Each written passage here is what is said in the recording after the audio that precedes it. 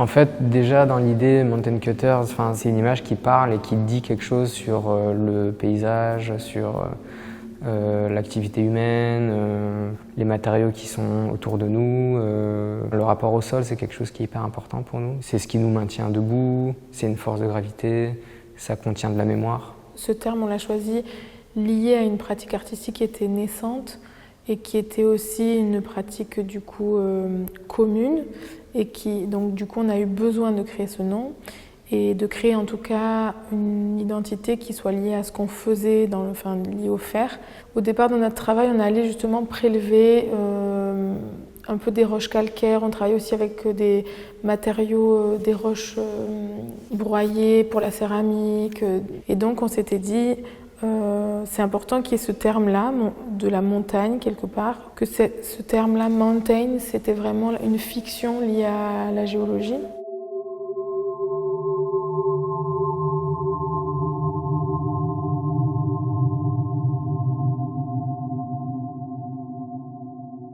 L'ADN, on va dire, de notre pratique, c'est surtout de travailler avec le lieu, de s'en inspirer et d'être pris par le lieu d'une certaine manière, de le concevoir comme une matière qui est fondamentale, quoi. Par exemple, ici, pour Émilie, la Verrière, c'est un lieu hyper particulier parce que c'est très rare et c'est ce qui nous a aussi intéressés, c'est le contact direct avec le soleil, avec la lumière zénitale. C'est presque un rapport direct et brutal à la matière. Et puis la saison, effectivement, l'automne, dans ce qu'elle dit de la transformation, d'un état latent entre deux. Ça c'est hyper important, quoi. On travaille beaucoup par cycle et on est dans un cycle sur les respirations primitives. Et donc l'idée c'était d'avoir visuellement une ligne qui se déploie dans l'espace tout en ayant, quand on la parcourt, des fragments. C'est-à-dire qu'on fait partie, chacune de ces fragments-là pour faire cette communauté dans laquelle nous sommes. Et en même temps, on a un souffle commun qui est le nôtre et qu'on partage. Et on s'est dit que ça aurait du sens qu'il y ait quelque part un peu deux souffles ou deux typologies de respiration différentes. Et on trouvait que ça avait du sens de poser ces gestes très sobres, en fait, de ces lignes dans l'espace qui ne sont pas visibles habituellement de cette idée du souffle. Mais ça reste quand même des pièces assez conséquentes, donc il y a vraiment un engagement physique de la part du verrier pour faire ces formes. Et en fait, c'est des formes qui sont faites dans des moules en terre, parce que l'idée c'est de créer des formes à partir du sol, de souffler du verre dans le sol. C'est l'image qui nous plaît, quoi. Cette continuité et ce contact qu'il peut y avoir entre le corps et la terre. Donc on a fait des moules avec de l'argile pour créer ces tubes, qui sont des sortes de tubes de souffle. En fait, le point de départ, il est assez géologique, l'idée de faire un moule du sol. Et au final, on a quelque chose qui est très organique, quelque chose du cocon, de la chrysalide, un peu insecte. Puis en même temps, dans l'espace, ça fait très colonne vertébrale. Il y a quelque chose d'anatomique aussi qui se dessine. Et c'était ça aussi qui nous intéressait, quoi.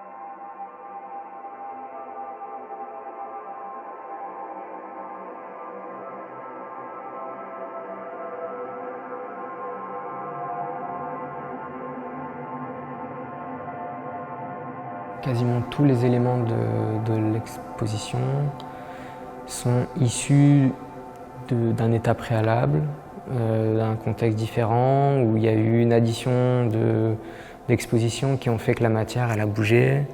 Ce qu'il y a juste derrière moi, par exemple, c'est des tôles en laiton qui avaient été utilisées au Palais de Tokyo pour recouvrir une rampe PMR. Au début de l'expo et à la fin de l'expo, il y avait une transformation puisque c'était un lieu de passage. Puis ensuite, toutes ces plaques, toutes ces matières ont été réutilisées cet été pour faire une sculpture en extérieur. Et donc là, on réutilise pour la troisième fois en moins d'un an, je pense, la même matière. Mais pour le coup, elle a passé 3 mois dehors et du coup, elle a été marquée par la pluie, parce que c'était en Belgique, les feuilles, l'eau, ça a créé une patine qui était du coup en pleine résonance avec ici ce qui se passait. Le temps passe entre les moments d'exposition et il se passe toujours des changements. Donc la matière, elle n'a aucune raison d'échapper à ça, quoi. En plus de ces souffles, de ces respirations qui pourraient être des respirations primitives ou des mondes ou des respirations partagées, on avait envie qu'il y ait à côté de ça des espèces de tableaux de recherche qui soient liés à cette question-là de la respiration. Et donc par exemple ce dessin, on l'a retrouvé dans nos dessins, on l'a transformé, on s'est dit ah oui, ça a du sens. Et en même temps, voilà, on voulait aussi convoquer le vivant. Et donc effectivement, c'est très fragmenté. Parce que aussi on va chercher parfois dans des archives qui sont beaucoup plus vieilles, des images et d'autres images plus récentes. C'est un peu comme les schémas heuristiques où je sais pas, ça n'a pas vraiment toujours de sens très précis.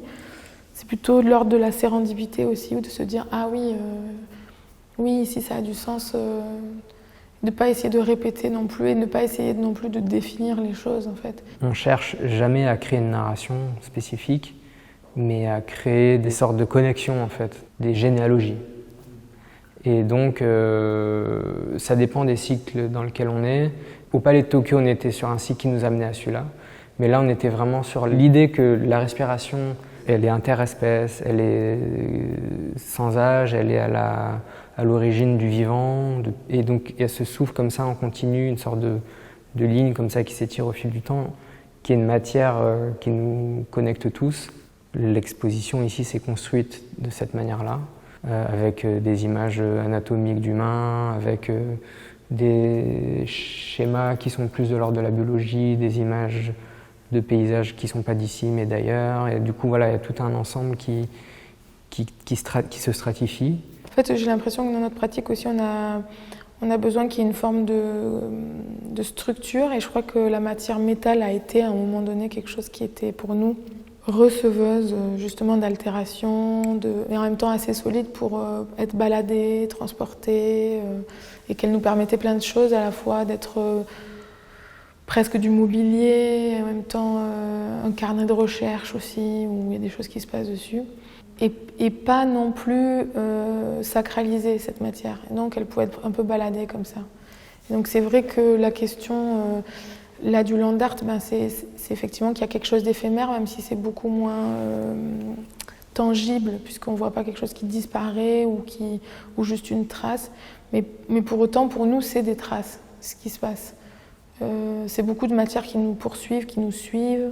Un des éléments les plus importants aussi de notre travail, c'est le rapport au corps, à la porosité, à son environnement, mais aussi en fait, à son rapport vulnérable, au corps qui dysfonctionne, qui n'est pas en pleine possession de ses capacités. Et il y a tout ce rapport-là aussi très fragile, très vulnérable, dysfonctionnel presque du corps, qui est hyper important, de la maladie, ce qui est vu comme négatif, la vulnérabilité ou les choses comme ça. On essaie de les tourner en positif et en quelque chose qui a sa place, quoi. Dans ce que tu dis là, dans l'idée de fragments ou de choses qui font récit mais qui finalement n'ont pas de lien entre eux, ou justement tu vas faire un lien, pas dans le récit, mais plus dans la fragmentation des choses. Ça me parle beaucoup. Nous, on le voit avec le temps qui passe, c'est qu'il y a quelque chose qui grandit dans notre pratique et qu'on peut revenir à des sources au départ, tout en les repluguant à d'autres choses d'aujourd'hui, mais qui ont vraiment du sens, mais tout ça est fragmenté, quoi. Tout ça est pas déployé de manière linéaire.